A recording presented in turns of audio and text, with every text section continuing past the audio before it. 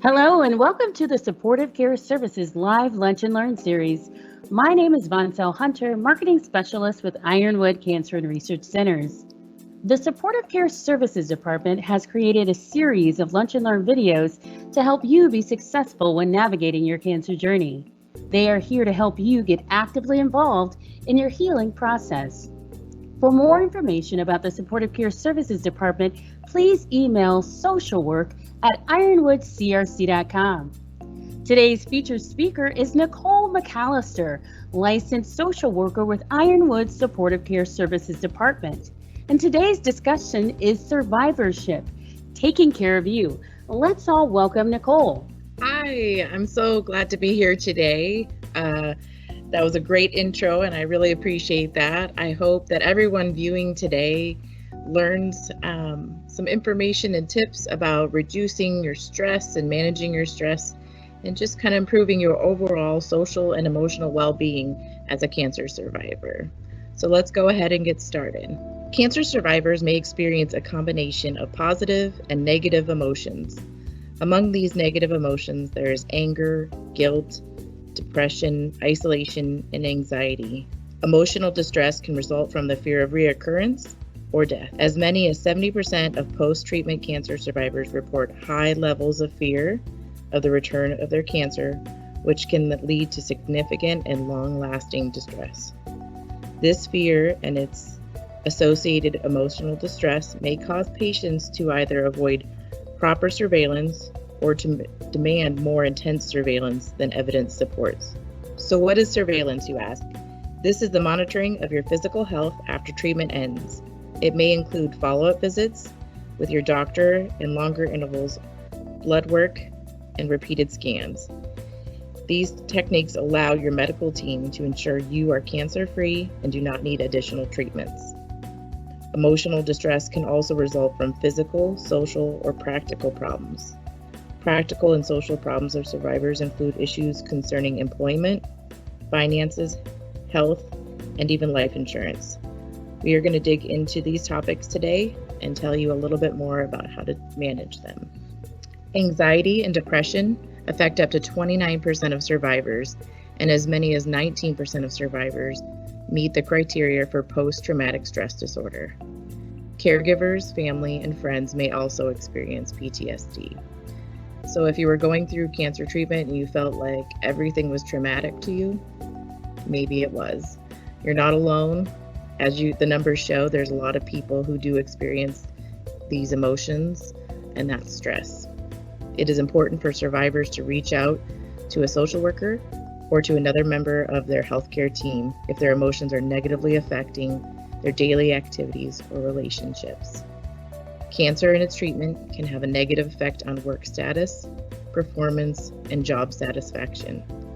Several studies have shown that unemployment rates for survivors are higher than for the general population. Survivors may need to take long breaks from work or even have to leave their job during treatment. Returning to work after cancer treatment can be a positive step towards normalcy. However, survivors may be left with disabilities or late or long-term effects that decrease their employment prospects or ability to perform at previous levels. Survivors may want to discuss with their employer the possibility of flexible work arrangements, such as part-time hours, partial or full-time telecommuting, reassignment to another position, leave time for doctor visits, or periodic work breaks to take medications and contact members of their healthcare team. All these are considered reasonable accommodation under the Americans with Disabilities Act. There are two options you would want to discuss with your HR team, and that's FMLA or intermittent FMLA. Most survivors go with intermittent FMLA because that allows you to work but leave as needed.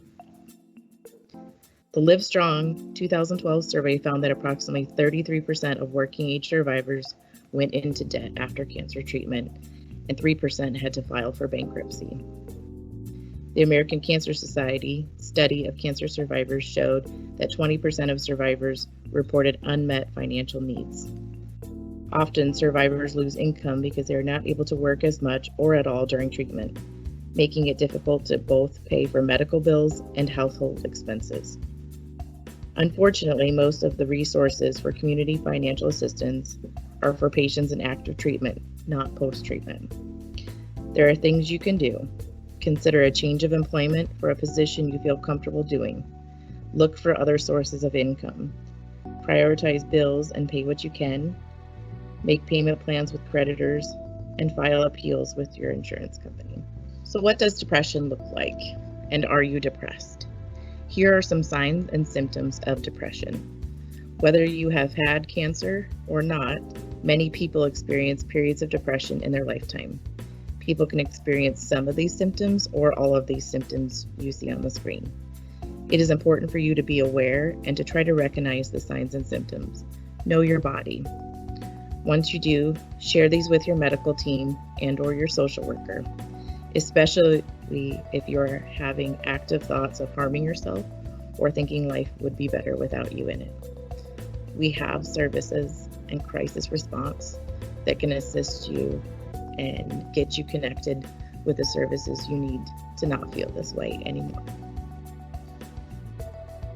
So let's talk about the things you can do to take care of yourself and make things a little better. Having a positive attitude, open mind, and a desire for survivorship are key to living your best life. There is not one solution or regimen that works for everyone.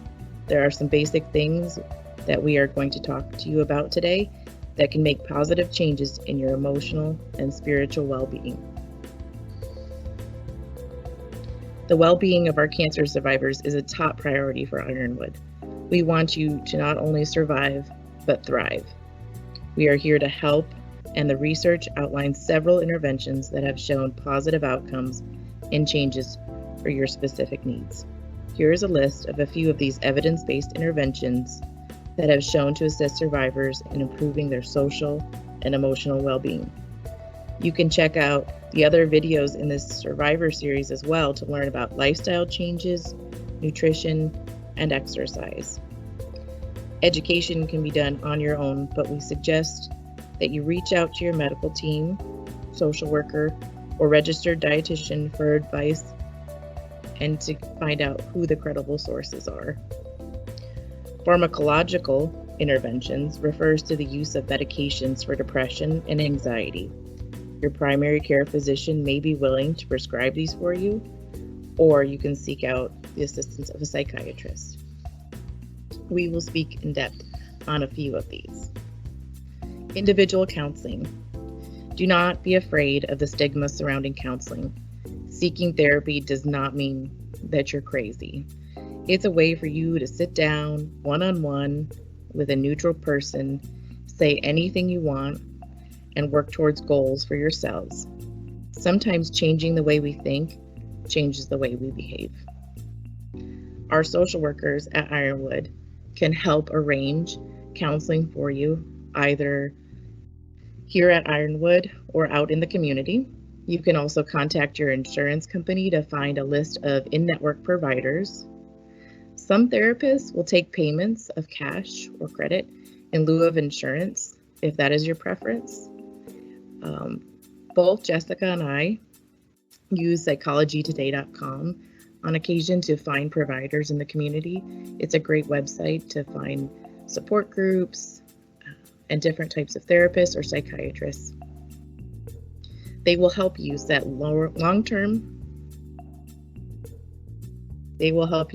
short and long-term goals, as well as the tasks to achieve these goals. Some potential goals for survivors may include the ones listed on the screen. A goal is an idea of the future or desired result that a person or a group of people envision, plan, and commit to achieve. Tasks are the things we do to achieve our goals.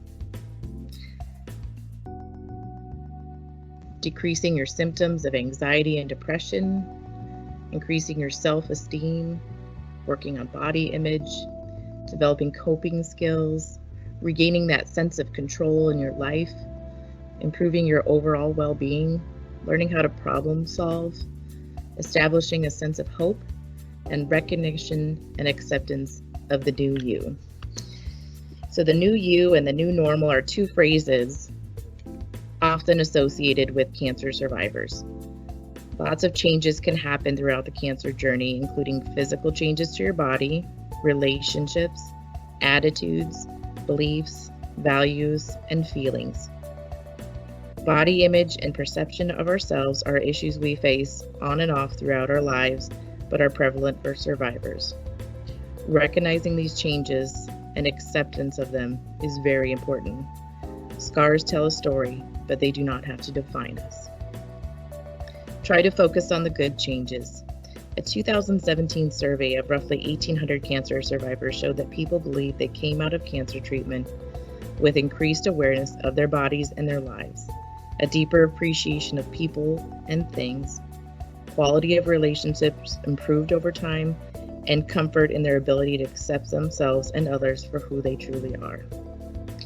Some of these changes you may experience that affect the new you include ongoing fatigue, weight gain or loss, changes in sexual function, neuropathy, changes in your social circles, scars and surgical changes, and who and what we find important in our daily lives.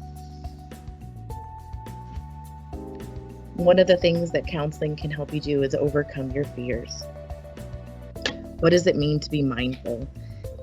It means to be present in the moment, acknowledge those fears and concerns, good or bad, and move forward. Have you ever had a pain in your elbow and think, do I have elbow cancer now? Seems silly, but to some it's a realistic fear that happens with survivors. Remember, you're not alone. Our supportive care team can help you succeed and develop a plan that works for you.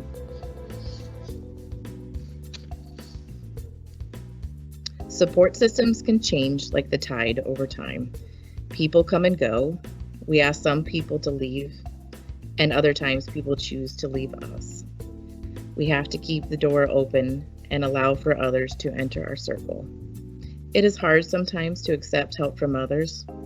One suggestion is to think of how good we feel when we get to help other people. Share that positive feeling with someone else by let them helping you.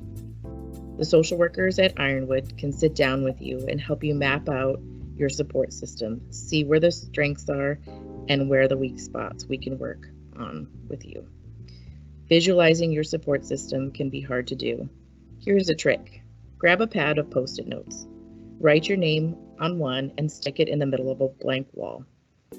Then one by one, add a name of someone who has offered to help you or someone you would feel comfortable asking for help from. Place one name on each Post-it note and start to circle your name on the wall. Pretty soon, you're going to see more people than you ever expected. We have a variety of support groups here at Ironwood, but we do have one just for you, the cancer survivor. It occurs on the fourth Monday of each month from 6 to 7:30. Support groups allow for you to be open and honest and get peer-to-peer advice. They're confidential, so what is said in the group stays in the group, and it should be considered a safe place for you. All participants are screened prior to joining a group, so we make sure that you're a good fit. Connect with others who have walked in your shoes, and know that right now, all of our groups are virtual. So that means you can appear by phone or video. We hope to return to in-person groups as soon as it's safe in the community. Learn to manage your stress, and most importantly, relax. Experiencing prolonged high levels of stress is associated with health problems and lower quality of life. Consider complementary treatments such as yoga, Tai Chi, acupuncture, and mindfulness. Our fourth video in this Survivor series is an exercise. Our fourth video in this Survivor series is an exercise class designed by a cancer survivor for cancer survivors. You can also do things like meditation, journaling, social activities that are safe, and practicing self-care. Our other social worker, Jessica Wells, did a great video on self-care that's available on YouTube, so you can check it out. Ironwood has what you need. Check out our supportive care services calendar online or in our offices. We have a whole array of support groups available to you, as well as activities to get you involved, reduce your anxiety, work on balance, and stay connected to peers who are surviving just like you. All of our supportive services are evidence-based. They are open to all of our patients and anyone in the community. You can sign up to receive email notification on what's happening all month by visiting a tab at the bottom of our homepage online, or our supportive care team can get you registered as well. At this time, Dr. Sue is not performing acupuncture at our Chandler location, but still has her own practice in the community. Call us to get contact information, and don't forget to mention that you're an Ironwood patient. We can also help you get connected to massage therapy and physical therapy services if that's what you desire in the community. We look forward to returning to in-person services when things are a little bit safer.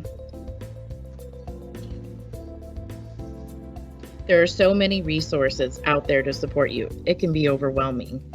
This list is just a tiny portion of what you have access to. Social work is here to help you navigate them and find out what is best for you to meet your individualized needs. We want to leave each of you with a positive message and hope for the future. You are not alone. We are here for you. Data reviewed from the American Cancer Society in 2017 and the National Comprehensive Cancer Network in 2019 indicated that survivorship is increasing. Every year, due to medical and treatment research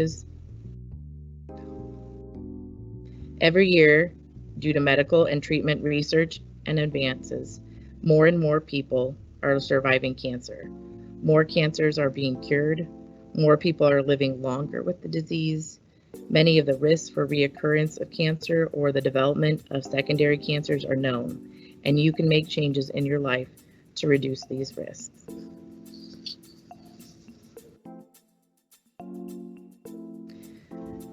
Here's our contact information for supportive care services.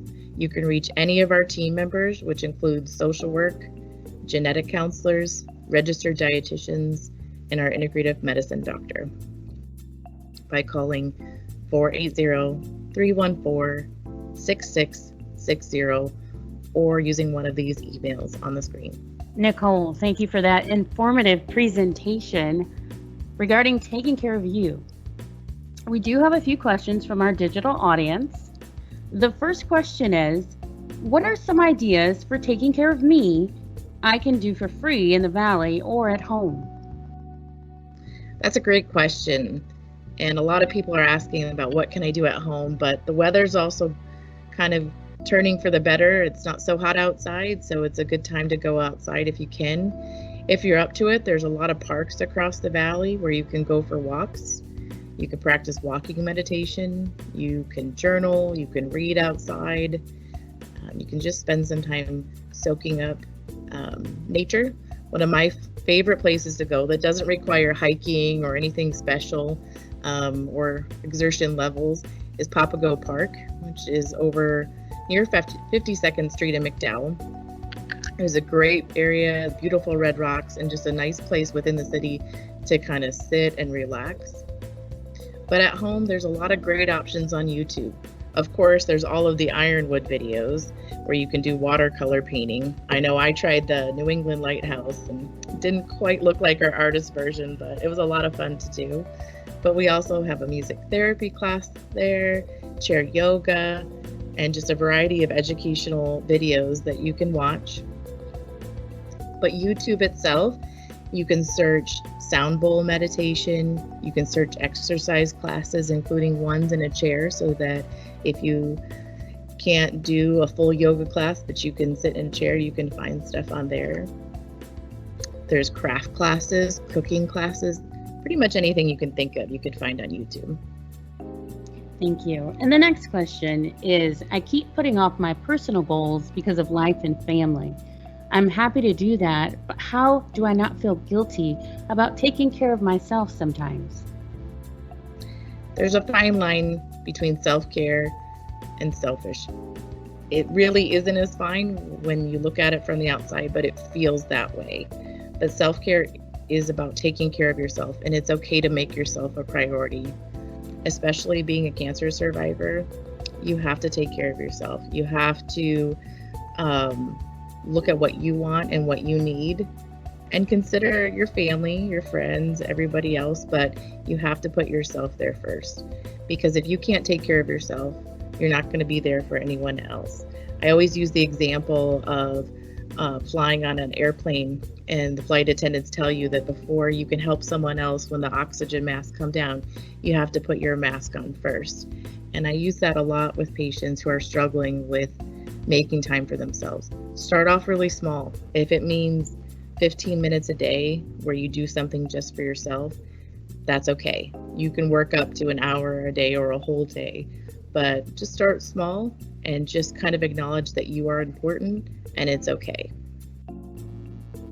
Thank you, Nicole, and thank you to our digital audience for joining us for our third Lunch and Learn presentation, Survivorship, Taking Care of You, featuring Nicole McCallister. We hope that you enjoyed this session. There will be a replay of this Lunch and Learn on the Ironwood YouTube and social media channels. Be sure to join us next week for our third survivorship series with Ironwood's dietitians Kendra Peterson and Kira Biber. The topic of her discussion will be Eating Like a Survivor. For more information regarding our supportive care services, classes, and events, email us at wellness@ironwoodcrc.com. Thank you for spending time with us today.